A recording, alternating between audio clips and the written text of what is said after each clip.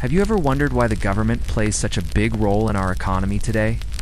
A lot of it traces back to one single, devastating event, the Great Depression. Before the 1930s, the general idea was laissez-faire, meaning the government should keep its hands off the economy. The market, it was believed, would naturally correct itself. But then, the stock market crash of 1929 happened, and everything changed.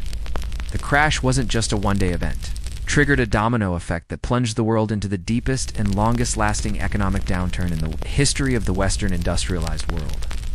Imagine this. One day, you have a job, a savings account, and a future. The next, your bank has failed, your life savings are gone, and your workplace is shut down. This was the reality for millions. Unemployment skyrocketed, reaching a staggering 25% in the United States. Families lost their homes and farms. People stood in bread lines for a single meal. The invisible hand of the market that was supposed to fix everything. It was nowhere to be found. The crisis was so deep, so widespread, that it became clear the old way of thinking wasn't working. The public was desperate, and they started looking for a leader who would do something, anything, to stop the bleeding. This desperate call for action is what brought Franklin Delano Roosevelt to the presidency in 1933. Roosevelt, or FDR, as he was known, campaigned on a promise of a New Deal for the American people. This wasn't just a political slogan. It was a promise of a fundamental shift in the relationship between the government and its citizens. FDR believed that in a time of national crisis, it was the government's duty to step in and provide direct relief, recovery, and reform. This was a radical idea at the time, he famously said in his inaugural address. The only thing we have to fear is fear itself, but he knew that words alone wouldn't be enough. He needed to take bold, decisive action. One of his very first moves, just days after taking office, was to declare a nationwide bank holiday. Think about it. Panic was rampant. People were rushing to withdraw their money, causing even healthy banks to collapse. So Roosevelt shut down every single bank in the country for 4 days. During this time, his administration rushed the Emergency Banking Act through Congress. This law allowed the government to inspect all banks, reopen the ones that were sound, and provide federal funds to shore up the weaker ones. To explain this directly to the American people, Roosevelt used the radio for what would become his famous Fireside Chats. He spoke in a calm, reassuring voice, explaining the banking crisis in simple terms, like a friend talking to you in your living room. He told people that it was now safer to keep their money in a reopened bank than under their mattress, and it worked. When the banks reopened, people lined up not to withdraw their money, but to deposit it. Confidence, the lifeblood of any financial system, began to return. This single act marked a turning point. It showed that the federal government could and would intervene directly to stabilize the economy. The Emergency Banking Act was just the beginning. The first 100 days of Roosevelt's presidency saw a whirlwind of new legislation that collectively formed the first New Deal. The goal was to tackle the crisis from all angles. To help the unemployed, the Civilian Conservation Corps, or CCC, was created. It put millions of young men to work on environmental projects like planting trees, building parks, and fighting soil erosion.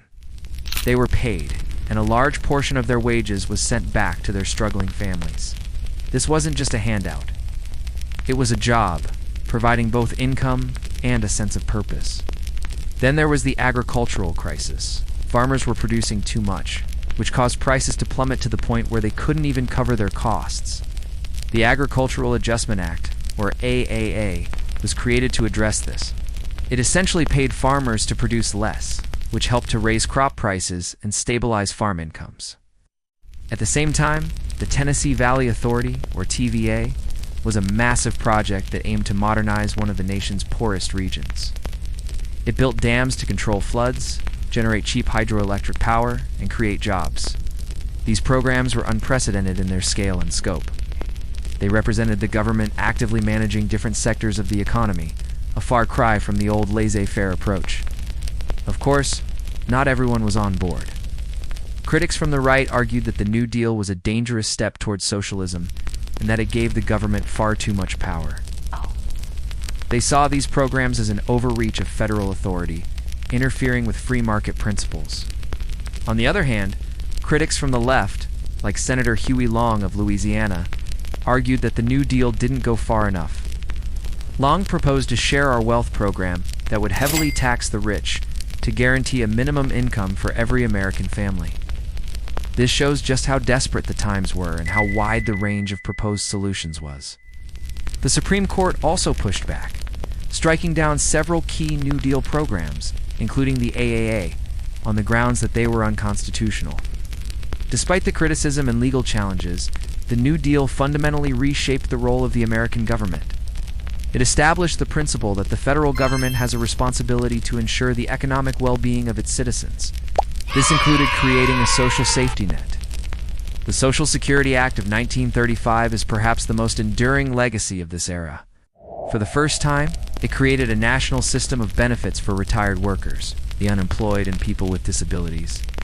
It was a promise that you would be left destitute in your old age, or if you lost your job. The New Deal also introduced new regulations to prevent a future financial collapse. The Glass-Steagall Act separated commercial banking from investment banking to reduce risk. The Securities and Exchange Commission, or SEC, was created to regulate the stock market and protect investors from fraud. These reforms were designed to put guardrails on capitalism to make the system fairer and more stable for everyone, not just the wealthy. So, did the New Deal end the Great Depression? That's a debate that historians still have today. Many economists argue that while the New Deal programs provided crucial relief and implemented lasting reforms, it was ultimately the massive government spending for World War II that finally pulled the country out of the Depression. The war effort kicked American industry into high gear, creating millions of jobs and wiping out unemployment. But to focus only on whether the New Deal ended the Depression is to miss its most profound impact. The true legacy of this era was the transformation of government's role in the economy. The idea of laissez-faire was replaced by the concept of a mixed economy, where the government actively works to manage economic downturns, regulate financial markets, and provide a social safety net for its citizens. The policies born out of the desperation of the Great Depression laid the foundation for the modern American state. Think about the tools the government uses today in an economic crisis: stimulus checks, unemployment benefits, bailouts for key industries. All these interventions have their roots in the bold experiments of the New Deal. When the 2008 financial crisis hit, the government responded with bank bailouts and economic stimulus packages actions that were a direct echo of the policies pioneered by Roosevelt 75 years earlier. The debate over how much the government should intervene continues to this day. What's a central question in our politics? But what is undeniable is that the Great Depression and the New Deal forever changed the answer. It marked the moment when the government stepped off the sidelines and onto the playing field of the American economy, and it has remained there ever since. Thanks so much for watching. If you found this look at economic history interesting, don't forget to like this video and subscribe to our channel for more deep dives into the events that shaped our world. See you next time.